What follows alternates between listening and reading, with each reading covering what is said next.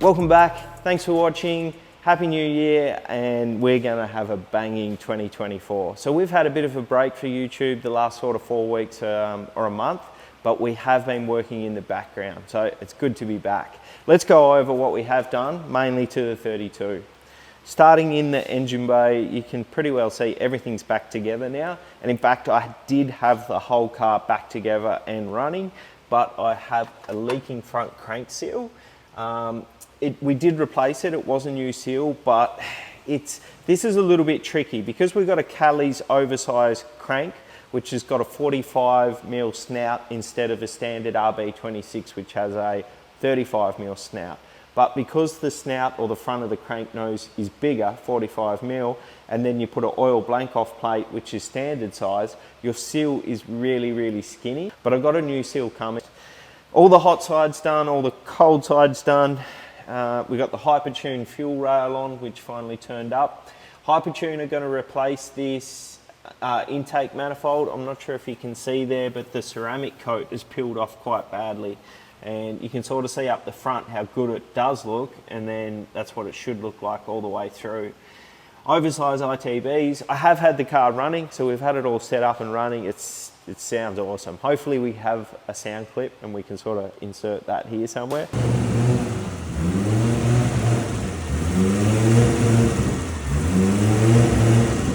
Otherwise, it'll be a few more days till that seal turns up.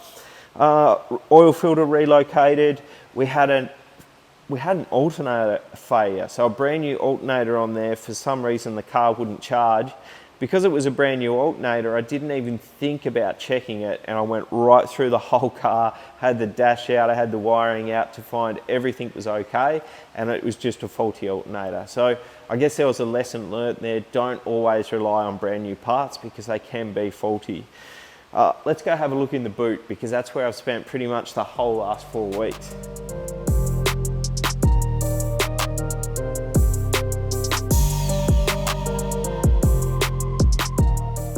Dirty this thing is, we really need to give it a wash, but it's been sitting in here for ages. So this is where I've spent the last 4 weeks, mainly in the boot, and it is a little bit crazy, but I just wanted to get all the lines run so we could get it going. Some of the stuff is mix match, which, you know, my attention to perfection, so it is a little bit annoying. Yeah, so I'll go over this really quickly. Holden Astra electric steering pump, all wired up through the PDM and all plumbed up through fittings straight through there. I actually managed to not cut a hole for these. I managed to find a hole that I could go through down to the steering rack, which is great. I swapped over the lithium phosphate battery. The thing was driving me nuts. It just kept going flat. So we got this HC44 in there. That's an AGM or a gel battery, I believe. Good batteries. The PDM wiring was all redone. I pulled that out and sent it up to Zolly Motorsport. He did a great job tidying up the PDM wiring. As you can see, it's all done sort of motorsport spec. What else have we done? Obviously the nitrous bottle's all been plumbed in, and I can actually show you guys how that works.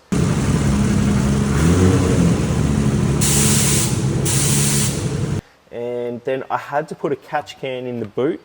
Because we're venting this crankcase, all-wheel drive dry sump, it still needs to have the crankcase vented, even though there is a vacuum in there. So the best way to do this for us was to actually run the cam cover, which would normally go to a catch can, so your cam cover outlets go all the way up the car, through some bulkhead fittings down here in the corner, which looks really good. They were a nightmare to get done up because there's no room up there to do them. And then they run, so your catch can actually runs to the top of the dry sump tank. And then the dry sump tank actually breathes out to this catch can. And then, you've never seen this, but this actually breathes to a nice little filter tucked under at the back there. So, nothing to see here. But yeah, so the catch can breathes out to atmosphere. I don't think we'll ever get much in that catch can. It's just the way we have to set it up, and it's nice to vent it outside of the car than rather in the side of the car or up the front, because even when you vent it under the bonnet, you can smell it. And yeah, so there's lines underneath the car everywhere, and I'll show you a quick scene of that, but it is tidy. That's pretty much it. So Peterson dry sump tank is, I think there's like 13 litres in there, which is good, with including the whole system primed. The nitrous bottle, we're probably going to go through a fair bit of nitrous, so I might have to get another bottle or a bigger bottle, depending. This is a 10-pound bottle. Yeah, but I am going to get all these hoses redone. I've got a couple of guys that are going to help me out. We're going to get crimped hoses, proper motorsport grade hoses. These are fine now for getting it going though, and then I can just pull all these hoses off and send them away. So now you've seen in the boot, let's check out what we've done interior wide.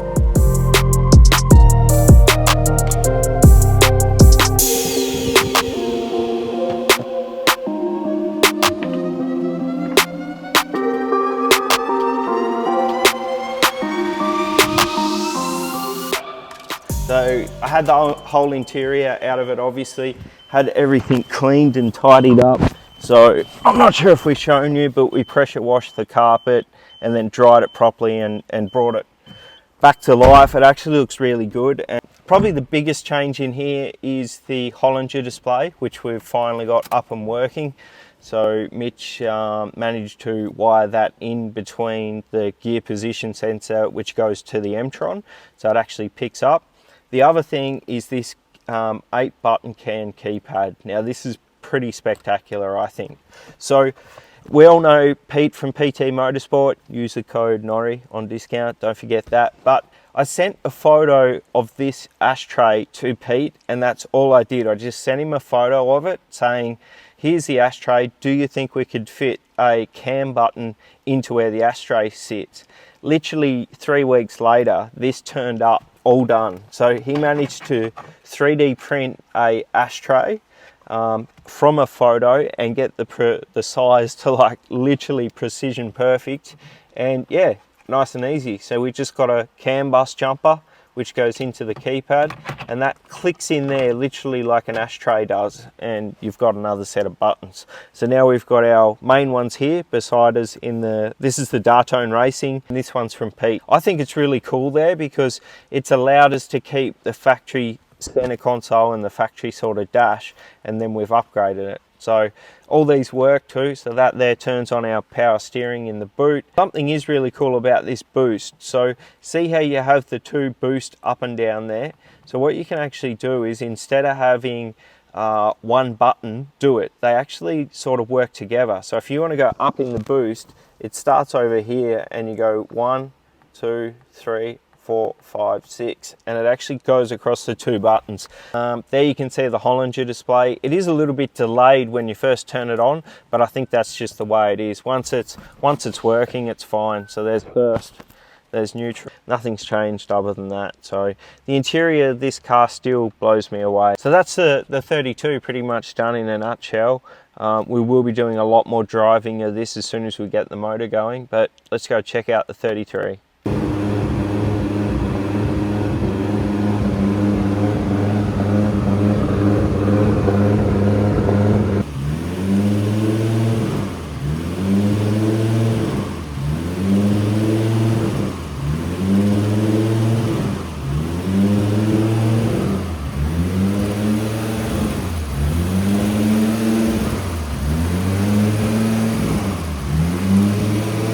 So today's episode, we're going to be stripping the R33.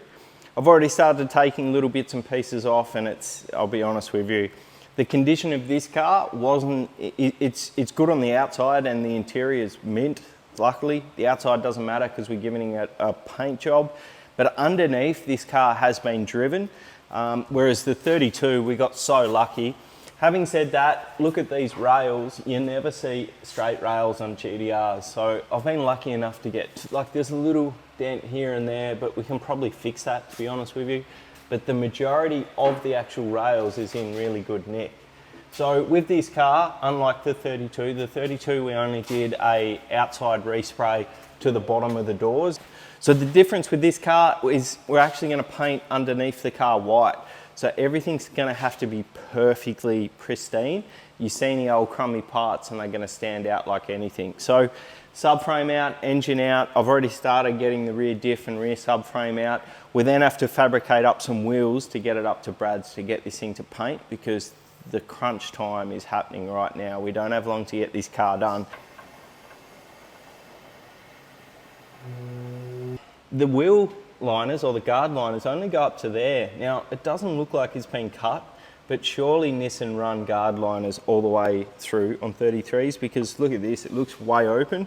As you know, I'm super fussy about guard liners. The 32 got all brand new Nissan stuff. So I need to find out what happened here. And also this wiring here was actually worn through, and there's a couple of pretty poor condition wires there somewhere. Yeah, so I might have to cut this loom open and tidy it up, but we're gonna clean all this up anyway. So the biggest thing this weekend is to get everything out, everything off to powder coating, nuts and bolts off to zinking. Already got the bonnet off, so I guess we're doing an ABS delete. A lot of this stuff can be not used again, which is great fun because it's literally just pulling it off and throwing it in the bin. We've ordered a wiring specialties harness, but we've actually been emailing them for the last 3 months, and they're doing a full custom harness for us. The only reason I'm not doing it in Australia is the crunch time. That's it.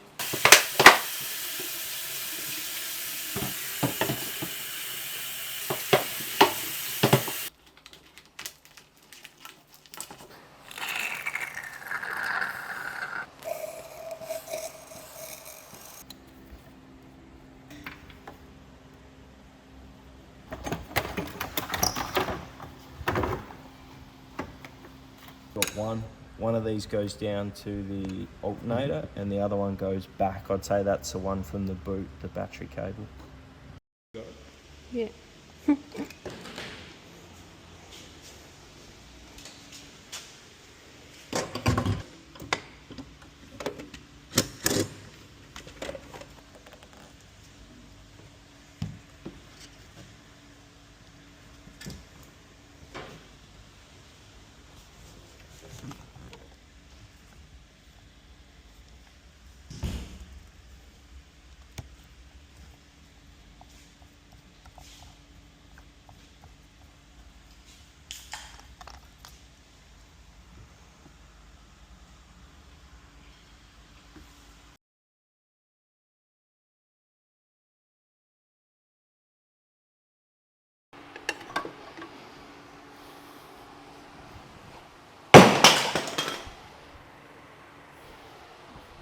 Fuck. They're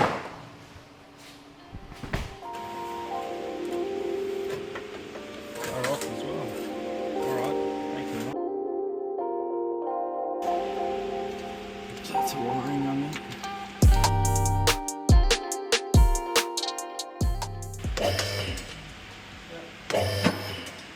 Keep going. What is that? Wiring, hun?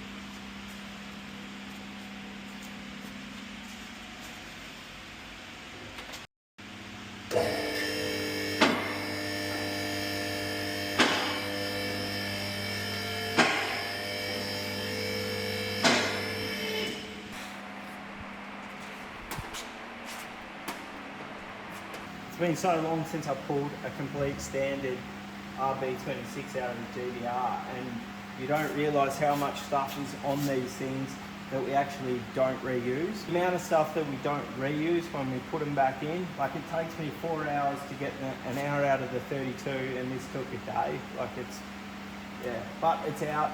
Everything looks good. It's pretty cool to see a factory RB26 with factory twins on it. It's like, it's been driven, obviously. This one here is leaking. You can see this turbo is leaking. Considering what the car looks like, that was pretty good. So now we need to, there's still a lot we need to do. We need to strip everything because we're getting this car painted underneath. So we should just move straight on to getting the rear subframe out.